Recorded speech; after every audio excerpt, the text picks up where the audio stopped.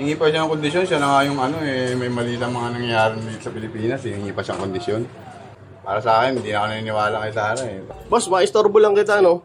Boss, kasi meron ngayong pinag-uusapan itong si VP Sara Duterte humihingi ng kondisyon para doon sa kanyang budget. Nagagalit kasi yung ilang kongresista o mambabatas kasi nga hindi siya sumisipot sa deliberation ng kanyang budget hearing. Meron pa siyang hinihinging kondisyon. At ayon nga sa mga mambabatas, babawasan pa daw nila itong budget ni Sara Duterte kung hindi siya makikipag-cooperate.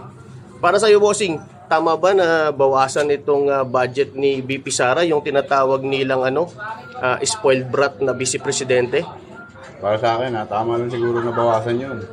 Kasi meron na nga siyang mga issue na sa gobyerno eh. Dapat talaga bawasan yun. Kasi pa-travel na nga lang siya. Gusto niya pa dagdagan yung niya sa budget niya. Yung issue ba na ito, boss, yung tungkol sa impeachment? Oo, yun. Tama. So, para sa'yo, hindi tama itong humihingi pa siya ng kondisyon? Mali na yun. Diba?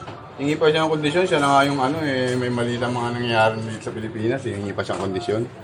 Para sa akin, hindi na ako naniniwala kay Sara eh.